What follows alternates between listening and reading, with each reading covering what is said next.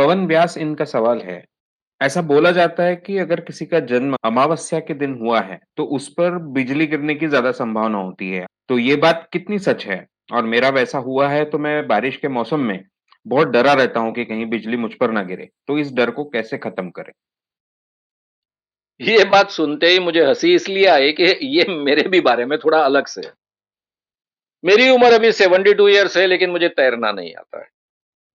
मेरे गाँव में ऐसे मेरे खेत में ही ऐसा कुआँ था कि जहाँ पूरे गाँव के लोग आकर तैरना सीखते थे। मेरे बुआ के यहाँ नदी है और बुआ का गाँव लगकर था, मेरे गाँव को सट कर था। उस गाँव का हर बच्चा तैरना जानता है। मैं बुआ के पास हमेशा जाता था लेकिन तैरता नहीं था। क्योंकि मेरी बुआ मुझसे कहते थे कि इस पानी में अप्सराएँ होती है और तेरा जो गण है उसमें अप्सराएँ तुझे झट से पकड़ लेती है। तो ये अप्सराएँ मुझे झट से पकड़ लेती इसलिए मैं कभी तैरना सीखा नहीं। ये अंधविश्वास के कारण इंसान का क्या होता है इसकी मुझे बहुत अच्छे ढंग से कल्पना है। उसका मैं एक हिस्सा रहा। तो आपके बारे में क्या होता होगा इसकी भी मुझे कल्पना है। देखिए अमावस्या के दिन आप पैदा हो, पूर्णिमा का दिन आप पैदा हो। आप किसी भी दिन पैदा हो। उसका आपके आगे के जीवन से कोई संबंध नहीं। पूर्णिमा ये फैक्ट है कि नहीं? हाँ, पृथ्वी के लोगों के लिए फैक्ट है। पृथ्वी पर बैठे हुए लोगों के लिए फैक्ट है। अमावस्या ये फैक्ट है कि नहीं? हाँ, पृथ्वी के विशिष्ट हिस्से पर बैठे हुए लोगों के लिए फैक्ट। अगर आसमान में जाने वाला एक आधा यान है और इस यान पर आप बैठे हो तो आपके लिए ना अमावस्या है ना पूर्णिमा है। भाई सूरज है, पृथ्वी है, बीच में चांद है, ग्रहण लगता है। अगर बीच में पृथ्वी आ गई, छाव अड़ गई, पृथ्वी तक नहीं पहुंची, सूरज का प्रकाश छाव पहुंच गई तो हम कहते हैं ग्रहण लग गया चंद्र को। वैसे अमावस्या क्या है? जो अपने ही धुरी के इर्द गिर्द चांद घूमता है, सूरज के तरफ जब उसका हिस्सा होता है और विरुद्ध हिस्सा हमारी ओर होता है तो हम कहते हैं उसको अमावस्या है। ठीक जब सूरज की पूरी रोशनी उस पर पड़ती है और वो पूरी रोशनी वाला चांद हमें दिखता है उसको हम कहते हैं पूर्णिमा है। इसका पृथ्वी से कोई संबंध है क्या? इसमें कोई परिवर्तन होने की गुंजाइश है क्या? कोई परिवर्तन की गुंजाइश नहीं। फिर आप बोलोगे अमावस्या और पूर्णिमा का परिणाम वो ज्वार भाटा पर होता है कि नहीं? होता है। ज्वार भाटा पर होता हो तो फिर इंसान पर भी होना चाहिए। नहीं होता है ना भाई। ज्वार भाटा पर परिणाम क्यों होता है? क्योंकि पूरे पृथ्वी पर 2/3 पानी है, 1/3 जमीन है। 66% के आसपास पानी है। अब इतना बड़ा जो पानी है और सभी समुद्र एक दूसरे से कनेक्टेड है, ऐसे स्थिति में उसमें ज्वार आता है, भाटा आता है।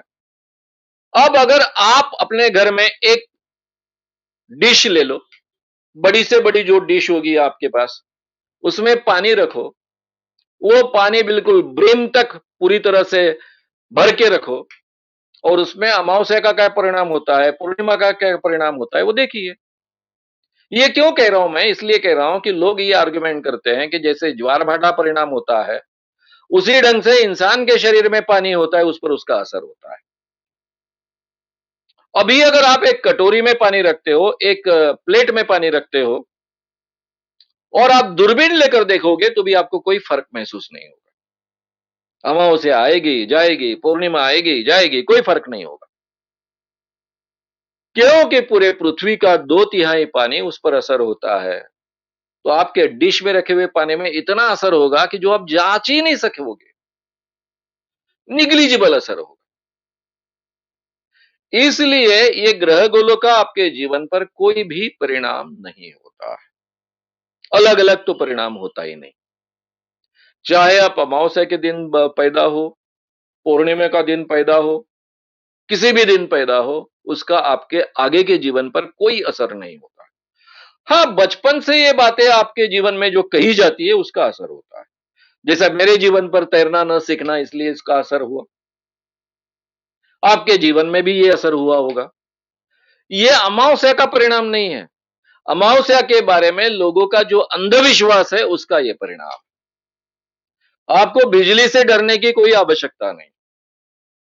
बिजली आप पर गिर सकती है कि नहीं? गिर सकती है, जैसे हर इंसान पर गिर सकती है, वैसे आप पर भी गिर सकती है। लेकिन आपने अमावस्या के दिन जन्म लिया, इसलिए आप पर ज्यादा गिरने की गुंजाइश है, इसके लिए कोई भी शास्त्रीय आधार नहीं है। मैं सीधी-सीधी बात कहूंगा आपको, ये अमावस्या, पूर्णिमा, ये खगोल शास्त्र का, यानी जिसे एस्ट्रोनॉमी हम कहते हैं, उसका हिस्सा है। सूरज कब उगता है, कब डूबता है, ये भी हमारे खगोल शास्त्र का, एस्ट्रोनॉमी का हिस्सा है। ग्रहण कब लगता है, ये भी खगोल शास्त्र का हिस्सा है। ये फैक्ट्स है, साइंस है। यानी अमावस्या होती है, ये फैक्ट है। यानी पूर्णिमा होती है, ये फैक्ट है। लेकिन अमावस्या का दिन अशुभ होता है, ये पूरी तरह से अतार्किक बात है, अनसाइंटिफिक बात है। इसको कोई आधार नहीं। पूर्णिमा शुभ होती है, इसको कोई आधार नहीं। ये दिन शुभ है, ये दिन अशुभ है, इसको कोई आधार नहीं। अगर आपको आधार ही ढूंढने हैं तो भारत में सब शादियां मुहूर्त पर होती है।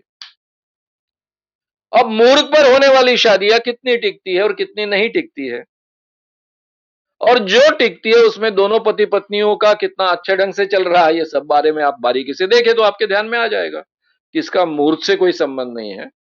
इंसान की शादी टिकना न टिकना वो दो व्यक्तियों पर डिपेंड है, उनके स्वभाव पर डिपेंड है, एक दूसरे के साथ में होने वाले एडजस्टमेंट पर डिपेंड है। उसी ढंग से आप पर इसका कोई भी परिणाम नहीं होना चाहिए, ये आपने समझ लेना चाहिए। जैसे पानी का डर मैंने बाद में निकाल दिया, अब तैरना नहीं सीखा ये बात अलग है, लेकिन पानी से डरता नहीं हूं। तैर नहीं सकता फिर भी पानी में मैं घुसता हूं, वहां अप्सराएं मुझे कोई पकड़ती नहीं है। वो बचपन का जो था डर, वो निकाल दिया। वैसे आप भी इसको पूरी तरह से निकाल दीजिए। उसके कारण कोई भी अलग तरीके से बिजली आप पर गिरने की 1% ज्यादा गुंजाइश नहीं है। आम इंसान पर जो परिणाम हो सकता है वो आप पर हो सकता है, मुझ पर हो सकता है, हर व्यक्ति पर हो सकता है। श्याम मानव चैनल को आपका समर्थन देने के लिए चैनल को जरूर सब्सक्राइब करें। चैनल के नोटिफिकेशन पाने के लिए बेल आइकन भी दबाएं।